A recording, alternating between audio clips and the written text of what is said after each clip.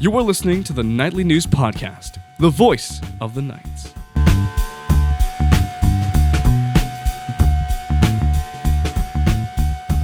Welcome, everybody, to the Nightly News Podcast. This is Professor Paul Miller, and I am so honored to be joined by the very next presenter as part of the CPC Film Series, Professor Susan Black. Susan, welcome to the podcast. I understand this is your first ever podcast that you've been on. This is my first time, so thank you very much for having me. Well, it is certainly my pleasure also being joined by Nightly News correspondent Noah Lopez. Noah, welcome back to the show. Thank you so much. I always love being on the show. Well, we are so happy to have you. We are here to talk about the upcoming CPC Film Series that's going to take place on Friday, October 25th at the Capitol Blue Cross Theater, and Professor Black will be presenting Sleepy Hollow, 1999's Johnny Depp starring and Tim Burton directed. I suppose you could call it a classic at this point. So we're going to be talking a little bit more today about the event. We're going to talk a little bit more about the film itself, the book that inspired this film, and also some of the things that Professor Black is going to be talking about. So let's start off at the top. Over the summer, unfortunately, we did not have a film series. This was the first time we hadn't had a film series since, all the way back during COVID. What? And it was very sad for speaking for the committee of folks between myself, Dr. Jared Reif, and the librarian Margaret Shakti are on the CPC Film Series committee. And it was very difficult because we had a really good plan of what we were going to do, and unfortunately it didn't come to fruition. So we decided to take the term off, but we are back and better than ever here in the fall. So, Professor Black, I want to start off at the top. Why was this something? I know that you've been an avid supporter of everything that we have done in the film series. You're at almost every single film series, and you bring your classes, and it's so appreciated. Why was this something you wanted to do? I think I just enjoy the event myself so much, and I want to see it grow. I'm hoping we can bring more students and have more participation, and I'm hoping this film will bring that. Well, and I think, part of the thing that we do as a committee is we try to work with the presenter on finding some films that not only we have access to, but that will also sort of speak to timeliness and seasonality. I know earlier this year, in fact, the last film series that we had was, of course, myself presenting Groundhog Day all the way back in the winter term. And we also had a spring film series as well. So we do try to focus in on some of the seasonality of things, and I think that this is perfect. Right around Halloween time. Absolutely. Really spooky. Yep. Scary for sure. So, Indeed. Heads will roll. One of the things that I want to talk about here today is, what was it? Do you remember the first film series that you came to? Oh, I know wow. I'm putting you on the spot here. Yeah, because I've been to so many. When did I start? I guess January of 2020. Is that when the film series started? Oh, no. No. We've been doing this since, I believe, 2016 or 2017. That was my first on campus. Okay. Was there a film series that winter? 2020? It would have been 21. Or 21, I'm sorry. Correct. Yeah, we did have film series. We actually had a film series that fall. And Leslie Heimball was doing that one, and unfortunately, she got COVID. Oh, boy. Okay. But she recorded a presentation that we were able to still show and still have the event. See, I don't think I was there January or would have been 2021. It would have been the spring. Whatever that spring movie would have been, that would have been my first time. And I can't remember. And off the top of I my don't head which one that remember. was. Do you guys know? I remember going to a film at this college. It was How to Train Your Dragon. When was that film series? So wow. that wasn't actually a happened? film Was that? series. For a while, we were doing like family films. Yeah. And that was something that we did, I don't know, for probably about 2 years. That was not the film series. Oh, that was not the No, film that series. wasn't part of it. Okay. That was through marketing to try to, just get more people on campus. And those were really successful. And I They're remember awesome. we had a couple of, The Grinch around the holidays yeah. and things Okay. like that, which was really Yeah. cool. Well, just a little bit of history about the film series. Dr. Brant Ellsworth was one of the original folks who helped spearhead the creation of this, And I think that is something that's really important to remember. Since then, it has been a situation where we have continued to try to keep the spirit of the film series alive. And over the years, it has sort of gravitated on and off, but still, nonetheless, it is still something that we look forward to doing each and every term. And Professor Black, thank you so much for wanting to do this. Oh, you're very welcome. Well, let's start by talking a little bit more about the film itself. When you think of this film, obviously, other than the seasonal tie-in, what was the reason that you ended up selecting this film? Well, of course, first, the seasonal tie-in, but I'm also looking at the fact it's loosely based on Washington Irving's story, which is a classic, The Legend of Sleepy Hollow, which was written in 1830 as a short story. That's incredible that a story that is that timeless has such a sort of this long tail. I mean, you still are seeing even today adaptations or even stories that are using the same types of themes in different settings, which I think is interesting. So what is it about the story? I mean, maybe for those of you, including myself, that don't necessarily recall the entire story. I don't either. Yeah, talk to us a little bit, just as brief as you feel necessary. Tell us a little bit about the story. Absolutely. I would be hard-pressed to tell you the entire book of The Legend of Sleepy Hollow, but I can tell you this.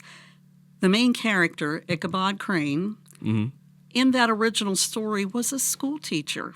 The twist with this one, with the Tim Burton adaptation, he's not a school teacher. He's now a private investigator or an investigator. That's pretty cool. So he's now using science and looking at everything through science. Any rationale on why Burton went that way and went away from the original story? That's something I actually want to research because I'm curious myself of why he chose to go that route, because that's a big switch, school teacher to an investigator. So maybe it's close. He's in. They're both educated individuals, you know. You had to have that Burton touch. He loves to make this things, is true. Make things really twisty, turny, really confusing and eerie. You know, he loves that Noah, mood. if you didn't have that, it would not be a Tim Burton It film. wouldn't. It would just be a normal horror movie. Absolutely. It would not be Tim Burton. He has to add his touch to it. So maybe making him an investigator added in like a creative freedom that he would have. Yeah, because in this, by switching that occupation of our protagonist, you're taking the tale a little different journey, for sure. I mean, at least both of the being a teacher or an investigator are both analytical reasoners and are still using the same type of, intelligence to be able to, find and solve the mystery of the film. Mystery. One of the things I did want to take time to talk about, you've mentioned Tim Burton quite a bit, and certainly one of the things that I hadn't even thought about because we decided on this movie quite some time ago. So I wanted to talk a little bit about Tim Burton here. One of the things that I think is important to talk about is how Tim Burton is a legend. As we bring up the IMDb page for Mr. Burton, we can go all the way back to, of course, where this line of questioning is really coming from really is the fact that the new Beetlejuice came out recently and seemed to be a relatively strong cultural phenomenon. But we can go all the way back, and of course I'm going to leave out some people's favorites, but Beetlejuice, Batman, Edward Scissorhands, Ed Wood, Mars Attacks, Charlie and the Chocolate Factory. That he made Planet of the Apes? I didn't even know that. Like, what? Not the original one, but certainly the 2001 version. That's crazy. See, I was not aware of that. I didn't even know. Like, that's a Tim Burton movie.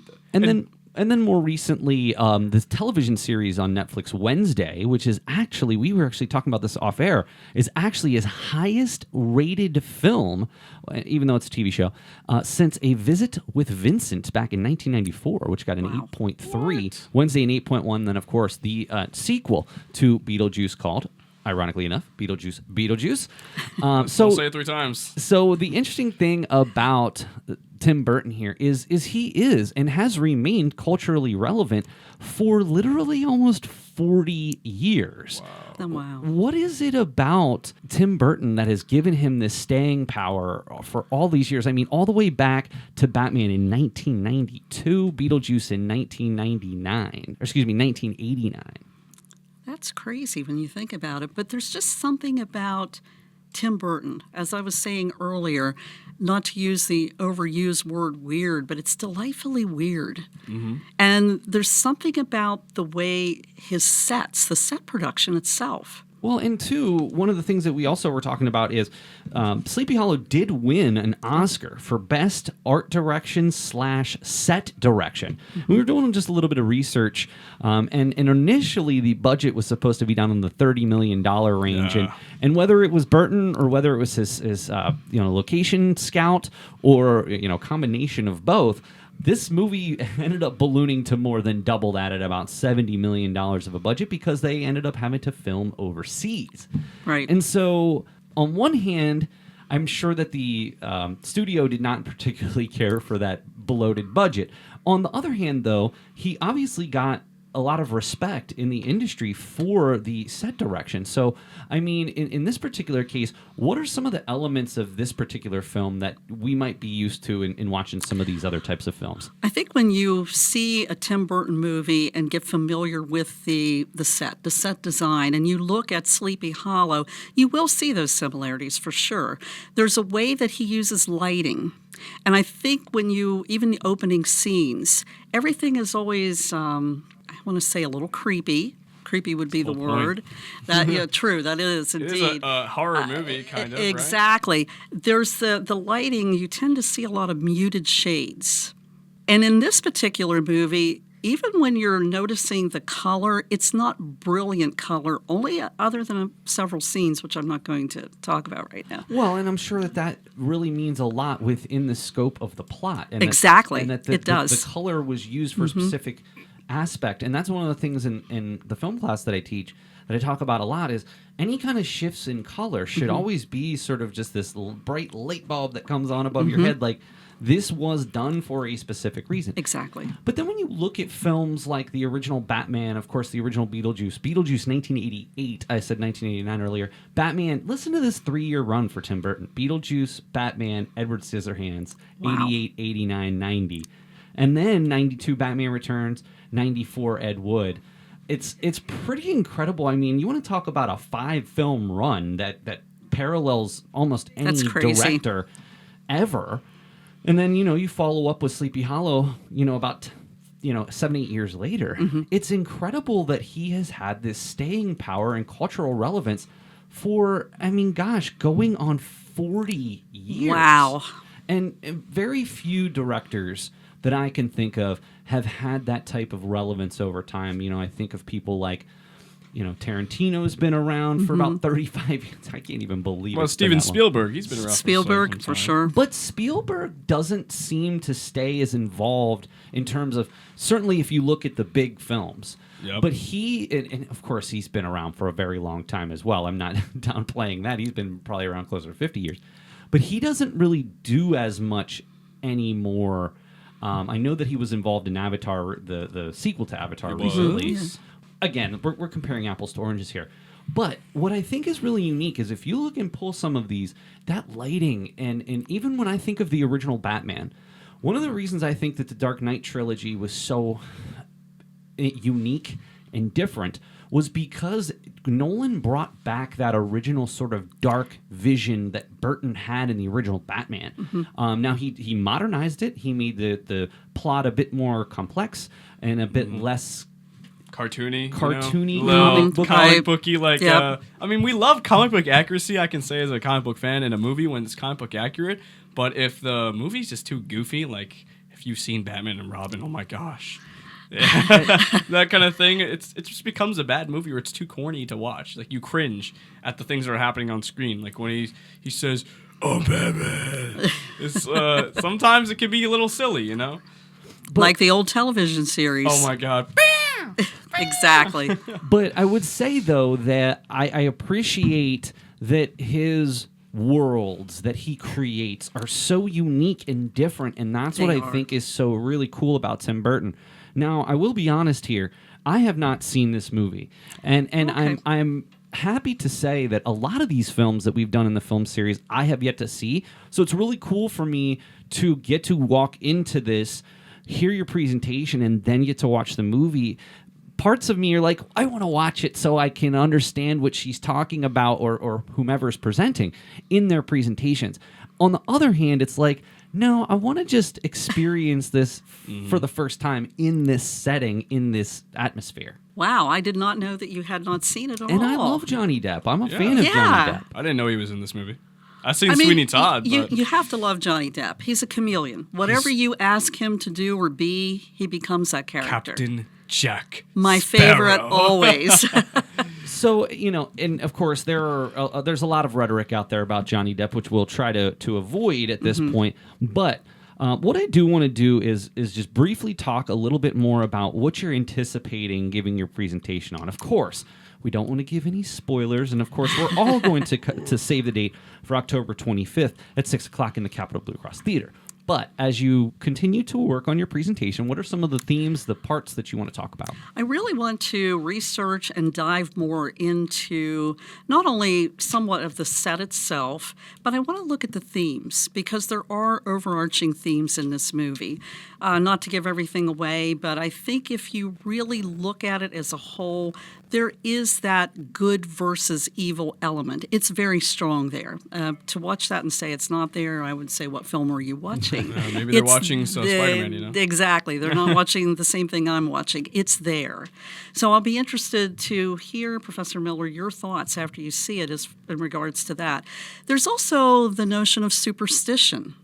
Every one of us at some point have had our own level of superstition.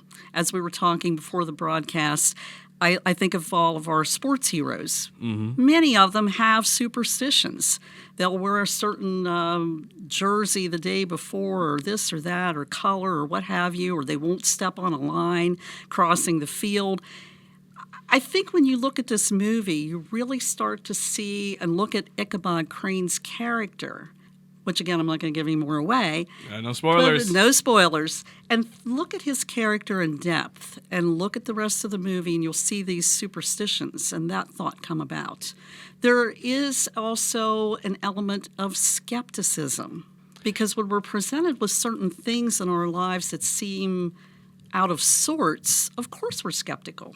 This can't be real. Exactly. Can't be true. Exactly. Now, just generally speaking about Sleepy Hollow, one of the things that we did talk about in our pre-show meeting was that it is a little bit gory. And Yes. it is Gory. it is an R-rated film. Now, as I mentioned to you, Professor Black, I don't know that anything's going to be quite as gory as Dawn of the Dead that we watched last come year. on. However, this is actually sort of unique for Burton in that many, I don't want to say all, but many of Burton's most popular films were not rated R and were actually much more toward a teen. Well, Nightmare Before Christmas was a kid's movie. More, what do you think? see, but I wouldn't. I don't. It's the best movies made, in my opinion. Okay. It's PG, yes. However, there are adult themes here. Well, yes, true. Right. And just the nature of a quote-unquote scary movie, I wouldn't... I guess it's a kid's movie. That's a tough one. I mean, but, it's been oversaturated by Disney so much. But think, many of the films that he's most known for, Batman, Beetlejuice, even some of his newer stuff, even things like, say, Mars Attacks or things like that, those are all sort of like... not for kids, but not for necessarily adults. What was different about this other than just the violence? Would you say that's the key reason it was rated R? To me, the key reason is definitely the violence. And as we were talking in the pre-show meeting, and I don't know how to say this other than the way I said it earlier, it's gore, but it's not presented as like a mean gore. I mean, it's definitely not good. It's not like Saw type of but thing, it's not like you know? Texas Chainsaw Yeah, Massacre. okay. It's not like that at all. But it's also definitely not something I would bring a young child to, for sure, think because they would be having nightmares. You might mean gore in a way where it's showing the mortality of human and how we can get hurt easily and how we can take damage and people death. Dawn of the Dead, and even to your point, Professor Black, Texas Chainsaw Massacre, it was like over the top gore. Yeah. And gore for Those gore's zombies. sake. You're saying this is a bit more classy? Classy gore. It makes sense in a story sense is what she means. But I think that's sort of the magic of Tim Burton. Yeah. And Yeah, that's- I mean, I don't know how to say it. And that's what's, like I said, that's what's unique to me about Yes. this particular film. As I look at his list of directing credits, I don't see Sweeney Todd obviously was rated R. Now, and again, we're not here to talk about Sweeney Todd. Have you seen Sweeney Todd? I have not. Amazing musical. So let me ask you this. In that particular film, would you say, Noah, how would you characterize the violence in that particular film? Well, given the story, direction, and just how Sweeney Todd is, the demon barber, and how he kills all of his people, and I had spoiled, but this is probably in the description. He kills people, and then he has his neighbor turn them into pies. Ugh. So it's Well- gory because it's supposed to be gory. So in that kind of film, I feel like it makes perfect sense in a way. Like I don't really mind it much because. Well, you watch a rated R movie, it's going to be some it's violence. going to be something. And then if you know Sweeney Todd beforehand, this movie gives you a chance to see the gore that you wouldn't even be able to see on, say, the musical stage. Right. So it Now, gives I you have a different question, light. Noah. Do you know who Roger Ebert was? Who is Roger Ebert? Roger Ebert. Legendary film critic. So Who? here, I I love film critics. actually have his quote. Okay. So, late film critic Roger Ebert said that this is a mean gore, Mean gore. but a gore dictated by the Headless Horseman. That's very interesting. The Headless Horseman. Yes. Well, I want to really thank you from the bottom of my heart, Professor Black, the fact that you not only have supported everything that the film series has done, but that you're willing to step up and give it a shot here. And we're really looking forward to your presentation. So first of all, I'd like to say thank you for not only just doing this, but really your involvement ever since you've gotten here in the film series, your interest in it, and you always love to, anytime we have the chance to talk, we're always talking movies and we're always talking about the next film coming up. So I'm just so looking forward to this, and I appreciate your time and really looking forward to the Well, thank you for your kind words, and thank you for having me today. I appreciate it. I'm really looking forward to the presentation. I actually want to thank you for actually, you're probably introducing so many people to a classic movie they've never seen. I never even heard about this movie. Oh, wow. Yeah. And that's what, to me, is so unique about the film series. Even, again, from my frame of reference, I've done this, I believe, 4 times now. And one of the very first things that I asked the crowd when I got up there was, how many of you have not seen this movie? And I was shocked. Groundhog Day, classic. Yeah, I don't Yeah, I was that's shocked yeah. that there were so many people. I think, so many people who hadn't seen the film. What I think is so unique about the film series is we do get a nice mix of friends and family, colleagues, but then students too. Absolutely. And I remember after the last film series, I talked to one of my classes about their perceptions, and some of them had seen it before. But some of them, it was really poignant to them, and they really reflected on it over the weekend and thought about it. And of course, we did it on Groundhog Day, which made it all the more special. But I thought that was really cool, and that's one of the things that I really like to do. I actually have a film class next term, and it is online, but I am going to try to get as many of those folks to come and hopefully use that as something that we can talk about in class as well. So, Professor Black, I appreciate so much everything that you do. We are so looking forward to seeing Tim Burton's Sleepy Hollow on Friday, October 25th at 6 o'clock in the Capitol Blue Cross Theater. Any parting thoughts? I'm just hoping everyone comes out to see it, because I think, again, the film series is a great way to connect and keep that family spirit that we have going right here on the campus. 100%. There's also a parting thought here. It is crazy that there are way too many people my age who haven't seen classics like Ferris Bueller's Day Off. Hey, That is insane to me. maybe down the road we found your potential avenue to presenting at the film Ooh, series. I could do a film series. Hey, what we've movies had- are we allowed to pick from? It's a blank canvas, sir. Honestly, well, we do have a company that we go through the rights and Licensing some of, and things. Yeah, some Like of Disney's them. probably going to be not allowed, right? We've done stuff from them before. Oh. I don't think that's typically an issue. Oh, okay. But yeah. So again, Friday, October 25th. It's free. Guests are welcome. It's not just Central Penn College. It's open to the public. It's going to start at 6 o'clock with the doors. We will have refreshments for to benefit the Netley News Media Club. Professor Black's presentation will be at 6:30, and the film will start at 7. Typically, it's going to wrap up around 9 o'clock. So, Professor Black, again, thank you so much for not only coming today, but for your interest in the film series. Oh, you're most welcome. Thank you for having me. And of course, Noah, we'll see you there. You'll be helping out I will be the there. Nightly News, so we appreciate that. Again, I appreciate your continued willingness to contribute to the podcast, and I look forward to having you on again multiple times later on this term. No problemo. All right, well, that's going to do it for this episode of the Nightly News Podcast. We look forward to seeing you out there at the CPC Film Series on October 25th. But until next time, for Noah Lopez and Professor Susan Black, this is Professor Paul Miller, and we'll see you again next time on the Nightly News Podcast.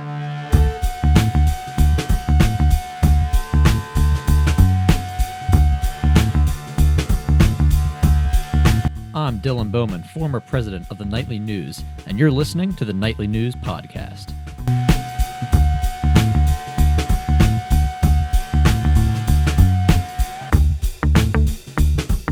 Welcome, everybody, to the Nightly News Podcast. This is Professor Paul Miller, and I'm so honored to be joined by our Assistant Athletic Director, Kenton Alston. Kenton, welcome back to the podcast. Thank you so much for having me, Paul. I'm excited to be here. Also being joined by Nightly News, we are going to say co-president for the first time, Brett Savaleski. Brett, welcome back to the show. Thank you. It's good to be here. And that is one thing. We can start there, Brett. Obviously, and unfortunately, Abby Bresky did graduate, our illustrious president, and was president for the better part of 3 years here, and certainly will go down as a legend. However, as one door closes, another opens, and Dalton Kohler is coming back. Wasn't here over the summer, but he's back in the fall, and he is co-president alongside Brett, who, Brett, in a very short period of time, you have made a massive, massive difference in the Nightly News, and I just want to tell you that we're proud of you, and we're looking forward to what you're going to come up with in your last couple terms here. Thank you. I'm looking forward to it. So we'll start off there. Brett, first of all, how much longer do you have? I finished after the spring term. After the spring. So Yep. we've got you for fall, winter, and spring. So 3 terms. That's great. So we're happy to have you. One of the really cool things that I didn't really even know about you until recently is your involvement with the cross-country team. Now, first of all, I want to talk about the cross-country team, how the season's been going. But how did this all come to be? Like, how was this something, like, was this something that you did in high school or did more recreationally, or like, how did your involvement with the cross-country team come about? Yeah, so I did not do this in high school. I was a football player and a baseball player in Okay. high school. Over the summer, I just got back into running just as like an extracurricular thing. And then I was in Casey's office one day and she was talking about cross-country. And I was like, hey, do we have a cross-country team? And she was like, yeah, we're a little bit light on players right now. And I was like, I'll do it. Like, I'm going to run anyway. Might as well do it for the school. So got a uniform and there it is. And how has it been going so far? I mean, of course, you can always find all the details about our athletics at centralpennknights.com, but just give us a sense of like how the season's been, because I do know that cross country we'd had since certainly I've been here. Adrian Thoman used to be the coach of the team. What was it about this year that we resurrected cross country, and was it student led, or how did that work? I'd definitely say more student-led. We have a couple guys who are just going out for the basketball team who just wanted to do cross-country just to get back in shape for the basketball season. Yeah, it's been good. We have practice 3 days a week right here on campus. You'll see us, if you're on campus, you'll usually see us running around Tuesdays, Wednesdays, Thursdays at 3:30. We've had 2 meets so far at Penn State Abington and Brandywine, and we have one more on October 25th at Lebanon Valley College. Now, forgive me if this is an odd question, but is cross country a spectator sport? It's not the best for spectators, to be completely honest. Usually people hang out like at the starting line. You might see us, depending on the course, you might see us run around once if it's like a 2-lap kind of thing. But then you have like the coaches and like when the men are running, the women's team will be out there like cheering us on and stuff like that.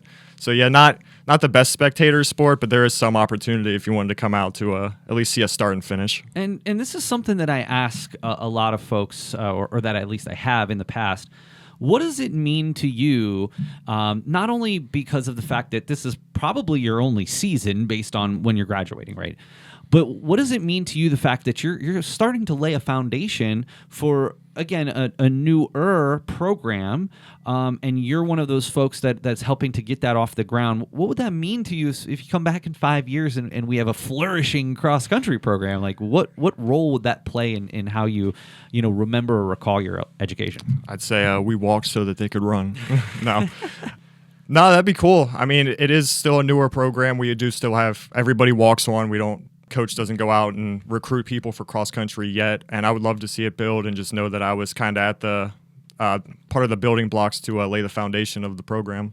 Yeah, it's funny because I talked to one of the people who was on the baseball team, the original iteration of the baseball team, which I want to say was like 2013, something like that. And that season, you know what it was, Kenton? It was at Community Day. I had a person come up to me who I'd never met, and off the top of my head, I don't recall their name, but they were one of the original players on the original baseball team. And unfortunately, that year they went like 0-10. Like they struggled to find a home, and they were sort of road warriors, and and he looks back on that as obviously an interesting time, but anyone who's ever been on a team that's struggled like that, it's not always, maybe the memories aren't as favorable. And he just looked at community night with just awe. Like, you know what? The season when we were here didn't go great, but that laid the foundation for a program that has now represented our conference 3 years in a row and has won 2 years in a row.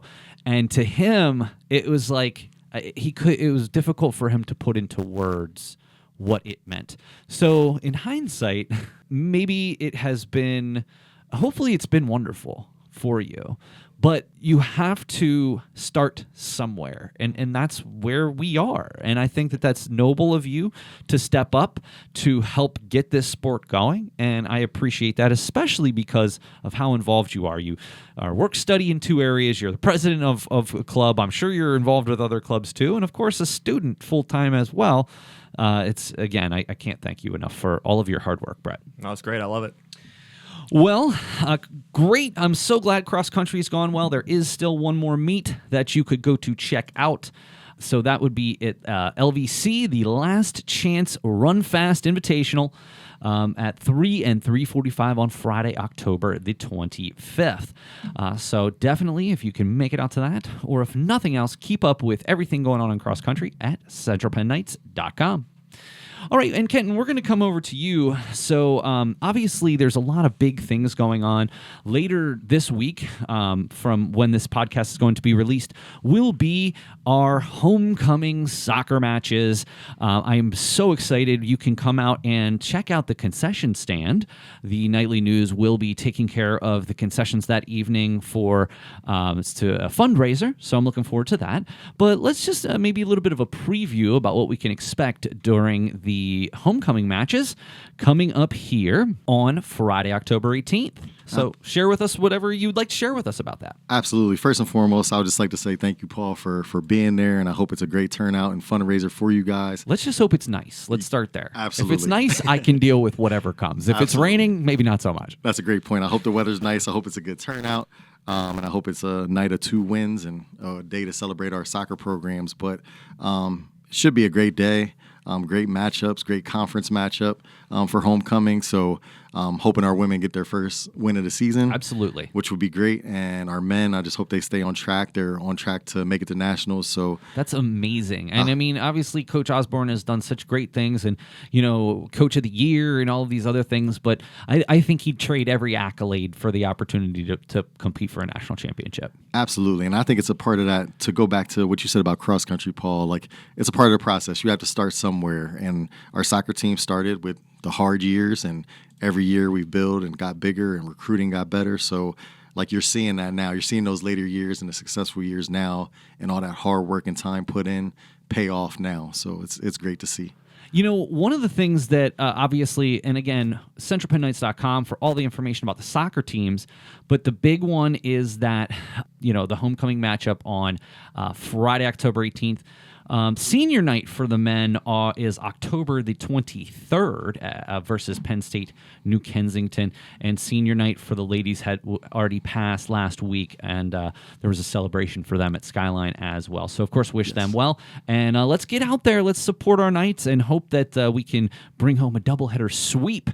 Kenton, obviously one of the things that we want to talk about with you here is our basketball team. And our teams, of course. Obviously, I want to start off with saying that we are very early when we are recording this, okay? As I mentioned off air, there are two very special editions of the Nightly News podcast coming up. 199 will be a best of show from the last 100 episodes, which is, I haven't even decided how that's going to go yet, so I should probably get on top of that. Episode 200 is if you are planning on coming down to our open house, which is going to be on Tuesday, October 29th. You have the opportunity to come on in and record a few things so you can be on that 200th episode. With that being said, it's basically going to be Thanksgiving until my next episode comes out. So I wanted to have you in to talk a little bit about the basketball season. Again, we, as we speak, are literally just beyond tryouts and hasn't even started the first day of practice yet. So we will forgive Kenton if he doesn't have answers to all of our questions here. One of the things that I obviously enjoy so much about my job is that I do get to do these games. So I do have a pretty solid knowledge of how things go. And I think what's so interesting, and I'm sure we brought this up when we wrapped up the season last year, was just how last season was legitimately, for the men, a tale of two seasons. In that the early parts of the season was difficult, really only one win up until almost middle of December. Absolutely. When we come back, it's a 6-game winning streak, followed by a couple of just nail-biting games at our at our opponents' rivals, and a massive win on senior night. So, how can we build from some of that second half momentum? Who are some of the returning players on the men's squad? How can you avoid starting off slow like you did last year? What are some keys to the season of being successful coming up this year? So I'll be honest, Paul, I'm a big fan of loading that beginning of the season up with tough competition. At the end of the day, it's going to help you in the conference when it gets to conference play and when it comes time for playoffs. Like, on record and on paper, it might not look the best, but when you're playing tougher teams and you're playing the Division I teams and the tougher competition, even with the losses, like, they're not technically bad losses. So in conference, it's just getting us tougher, getting us ready and more prepared. So I see the same thing happening this year. Like, obviously, we want to win every single game, no doubt, on both ends, men's and women. But the non-conference schedule, Coach Martin scheduled very well with the Mount Alto tip-off tournament and having D1 teams like Liberty, who almost made the tournament last year, and a school like Morgan State, which is right down the road to play against, which is it's a great opportunity for our student athletes. Well, and even last year, as we look back to the game against Appalachian State, this team, after they played Central Penn, went on an insane run, and they almost made the tournament in their own right. Yes. So how, and again, I know that we may have talked about some of this on a previous episode, but I want to kind of flash forward. How did that loss, how did that actually, do you think that was a catalyst to turning that season around? And maybe explain why. Absolutely. It definitely was. It was a wake-up call. It kind of let some of our guys know that, like, hey, we're either at this level for a reason or, like, playing at this level. Like, these guys are scholarship players. These guys are there for a reason. It's a different level. Like, I think they saw that firsthand. So it kind of woke our guys up that weren't necessarily woke up at that moment, and just motivated us to, like, hey, we're able to play on ESPN. We have a great opportunity, but, like, how can we build and grow from this? And once we got to conference play was when we hit that streak, and everything just kind of came together. But I think this year it'll definitely be a challenge because we only have 4 guys returning. But so it's a whole new look, whole new team, 11 new guys, 4 returners. And who are those returning players before we go beyond that? So we have last year's captain, Khalil Dukes, Sahi Smith, Darius Wallace, and Riley Young. They're all wonderful people, absolutely wonderful student athletes. So that's a great group to have back. But when you have 11 new players, it's an adjustment. And I'm sure that you are more than aware, but obviously losing Quadir Allen and Rodney Ross to, frankly, Central Penn legends, and certainly the best players since I've started calling these games. How do you, and again, Khalil Dukes especially, who's been around for several years, even though had injury issues last year, yes, he's going to hopefully be that glue. That being said, even though people like Khalil and Riley and some of the others that you mentioned, that's going to be a good starting point, you can never excuse the pun, rebound from losing 2 legends in Central Penn lore. So what is the strategy on your perspective of not replacing, but maybe fulfilling that void somehow? Absolutely. And kudos to them. Kudos to Q and Rodney, and they had great careers here, and I hope they're doing well now, moving on and transitioning into the future. But even losing other guys, like we lost transfers. We have some guys that got injured and they're recovering. Caden Campbell, our academic All-American from last season. Jordan Strickland transferred, so Jordan was tied as our leading scorer and our leading rebounder. So losing a lot more than just those 2, and those 2 are very impactful. But losing a handful of guys that were key contributors, it's tough. It's tough, and I think it's something that a lot of our sports programs have to deal with here, like with our programming and things like that. But it's a part of the process. Like, you have to recruit, bring new guys in, family-oriented guys, and just try to build around that core 4 that are returning. No doubt about it. Yeah, like I said, there's no replacing Rodney and Q. There just isn't. I hope, though, that not only the new people buy into the team concept, but those returners are able to kind of fill that void as well. Absolutely. Well, of course, we also want to talk, just a couple of dates here really quick. The Knights will open their season with a scrimmage on October the 22nd versus Thaddeus Stevens. And we'll keep an eye out for the bench-off tournament on November 1st and November 2nd. And then the home opener, both the doubleheader, both for the men and women, mark your calendars, November 12th, Tuesday night at 6 o'clock. And all games this year will be at East Penn Middle School, which is one of the big things that I wanted to kind of share with everybody today. It's never a where are we at today. It's we are at one place. We're at the middle school, and I like the middle school. I do like the layout of it. I think the broadcasts look a little better because of the lighting. So there's a lot of benefits there to being in the same place throughout. So true. Yeah, mark the calendars, November 12th for that home opener doubleheader. That's going to be a heck of a night. I can't wait. Well, let's move on over to the women's team. As we look back on the women's season, they had a struggle in as far as dealing with injury. As you know, they had a very, very strong start to the season, including a huge victory in the tip-off tournament. They started their season out 4-1, and even went through and played just some really, really, really tough games that they weren't victorious on, including a couple of 2-point losses. But then, unfortunately, as the season progressed, they ended up losing 7 of their final 8 contests. And again, it was just a situation of, and here's another thing that I just, as I think back, it brings a tear to my eye. 0-9 at home last year, but they were 9-6 on the road. Do you have any idea what that could have been about? Oh, that's always tough. You always hope to get all your home games. Like that's the advantage you have being with the home court advantage, but it's tough. I think it was more of the time frame of everything. So our home games being more later in the season, those injuries, as you mentioned earlier, taking effect and losing some other players with off the court things too.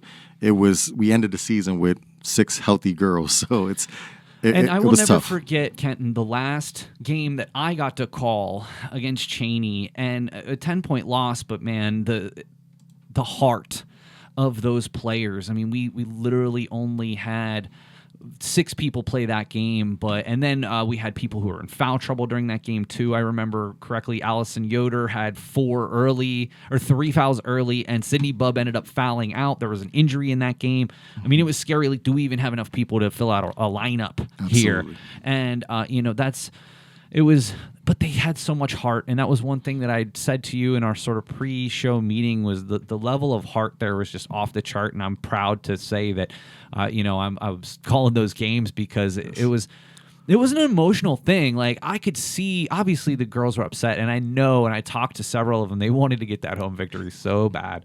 But at the same time, they had pride, even though that they, especially the end of the season didn't go their way, that they were still proud to be a Knight, and that's what I think sports is all about. Absolutely, and kudos to Coach Stasia King and Coach Jared Smith. Like, they get that hard work and that work ethic from them. Not that the girls didn't have it prior to that, but it comes from Coach, and Coach King does a great job motivating these girls, and even with the low numbers, like having them compete. night in and night out. Well, and that's another good point. You know, Coach King is her first season last year, and for her to be able to navigate the complexities of that individual season only says wonderful things to not only the people who are returning, but the people who she's bringing in to, you know, supplement those individuals. I think is fantastic. So really, really looking forward to the ladies' season. Now, one thing I did want to ask you about, Kenton, you'd made the point that later in the seasons when more of the home games are, ladies are starting 8 of 9 on the road. Yes. Now, granted, 2 of those games are part of a tip-off tournament that, of course, they are the defending champions of November 15th and 16th. What was the thought process there on having so many road games up front versus having so many home games in the second part of the season? It's just tough. Like when you want to have that level of competition to play early in the preseason, a lot of the times you're going to have to travel. So whether it's playing like a Division I school or a higher level school, a lot of times they require you to come to their school in order to play them. That's the only way they can accept that type of game. But being back in this Scranton tip-off tournament was a huge thing for us. Winning the last 2 years, two seasons. Sorry, I neglected to mention that you're that's okay. back-to-back champions. So hoping that they can pull that off again and win 3 straight. So That's amazing. But when you want to play that higher level of competition, like typically you have to go on the road to play those games. I'm seeing Carlo. I'm seeing Eastern Mennonite. Those are schools that I'm not used to seeing on the schedule. How'd that come to be? A lot of times these coaches reach out to us and inquire with us, and we coordinate with the coaches and just figure out if it's a good fit or if it's a game they want to accept. So Coach definitely wanted to increase the challenge for the girls this year and like give them some early challenges so that when we hit conference play, things are a lot smoother for us. One other thing I see on the schedule here, certainly the second part of the season, a lot of home games in conference, but there's a big tournament here, the Great Ships Classic, January 18th and 19th at the Apprentice School. Tell me a little bit more about that. Yes, so last year our men's team was in that apprentice school tournament. Beautiful campus, beautiful school. They were amazing hosts. It was wonderful. Another opportunity to play teams out of state and good competition. So they'll be joining our team this year. It'll be one of our overnight trips down in Newport News, Virginia. That's awesome. It's just a great environment, great school, USCA Division I school. So it's just a great opportunity. And I'd also say that those trips, and I say this from talking to former basketball and baseball players, that's part of what being a college athlete is all about. I mean, I know that most of the time the travel that we do is, you know, day travel. You know what I mean? You get up earlier, you leave early for a game, you go to play, you come home. But those overnight trips, and especially for tournaments like this, I'm sure it's just hard to replicate the level of bonding that goes on those trips, win or loss, right? Absolutely. Well, Kenton, I so appreciate everything that you do. But before we get out of here, I do want to talk about some of the returning individuals from the ladies team. So tell us a little bit about who's coming back this year, who can we, look forward to, and maybe even some of the incoming recruits from both teams that people might want to keep an eye on. Absolutely. So starting with the women, we have our 2 academic All-Americans back in Sydney Green and Allison Yoder.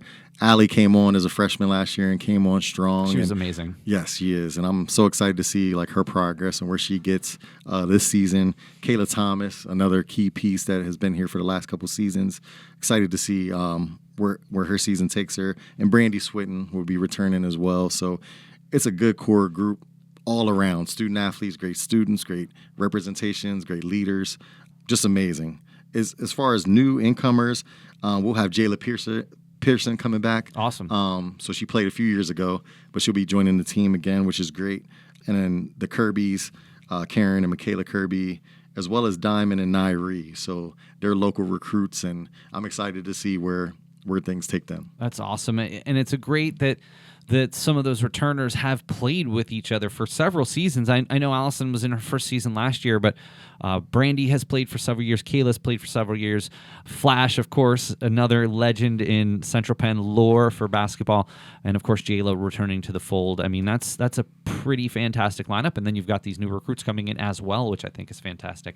Yes. Maybe for both teams, for the men's team, like a recruit or two that we should really keep an eye on. For sure. And even with the group coming back for the men, it's just on both sides, it's a good group of leadership to be able to lead those new guys into it and show them the ropes. But I'm looking forward to seeing Bercy, Mundejo, and there's a couple other ones, Keon Blanding Dawkins, And hey, we're not neglecting you if we don't say your name. Absolutely, We're absolutely. very early in the process, so I want to help you out there. There's a lot of great newcomers, but just a couple. And Amari Pagan is someone that tried out last year, came back, was resilient about the whole situation. Now he's on the team, and I'm just proud of him for sticking with it and just staying with the process and not giving up. So now he's a member, and I'm excited to see what Amari does on the court too. You know what? We are very excited for basketball season. I can't tell you how excited I am. I have a sports broadcasting class. We're already brainstorming ways to get people out, how we can make our broadcasts better. It's something that we started last year and was so successful, and I'm looking forward to having it again this year. And you know another thing I'm looking forward to having? Brett out at the games, being there by our side, helping out Kenton, of course, helping us out as part of the Nightly News. Brett, final question. What is it going to be like for you being out there with the basketball team this year and being a part of not only the broadcast, but also just the game day operations? Very excited. If it's anything like baseball season and soccer season, it'll be a lot of fun, a lot of work, and an overall great experience. And Brett, most certainly one of the most valuable people in our athletic department in terms of making sure these games go off without a hitch. Our time during baseball was just a blast, and I loved getting to hang out with you. But, of course, your time with soccer seems to be going well, too. So basketball will be equally as fun, trust me. And, Paul, if you don't mind, I want to give a shout-out to Brett, too, as well. Like, we appreciate him so much. We appreciate you guys allowing him to be with us so much. And he's such a huge asset, like you mentioned, whether it's doing live stream, anything that he does, I know it's going to be done the right way. So thank you so much, Brett. I appreciate you, and we're excited to always have you around. No better praise than that. It's very nice if you can. And I just have one thing, too. If you can't make it to the cross-country meet or the film series on the 25th, this guy over here is being inducted into the Penn State Harrisburg Athletic Hall of Fame at their campus. That is so awesome, and I'm so happy to we're sending Kevon, our student reporter, to cover that, and we will be doing a full write-up about it, and I hope it's in some way a good memento for an amazing honor, I might add. So congratulations to you, Ken. Thank you so much, Paul. It's a great honor, and I try to use it as an example for our young kids and let them know that they can achieve anything as well. So absolutely. Well, Kenton, it's been such a pleasure to have you on. Of course, we'll have you back on at the conclusion of the season to kind of recap everything. And I just appreciate you taking the time out to share more about Knights Athletics. It's always a pleasure, Paul. I enjoy being here. I love everything you do. I appreciate you always. Well, thank you. I appreciate your appreciation, I suppose you would say. Brett, president of the Nightly News, great human being. Every single thing that you've done here is so appreciated, and I just want to thank you for everything that you're doing, and I'm going to be so sad when you leave. I don't know what else to say. I'll be sad when I leave, too, and I also appreciate your appreciation. Thank you. No problem at all. All right, well, that's going to do it for this episode of the Nightly News Podcast. I want to give thanks out to Brett Savaleski, Nightly News President, and Assistant Athletic Director Kenton Alston for being here today, but that's going to do it for this episode of the Nightly News Podcast, and we'll see you again next time.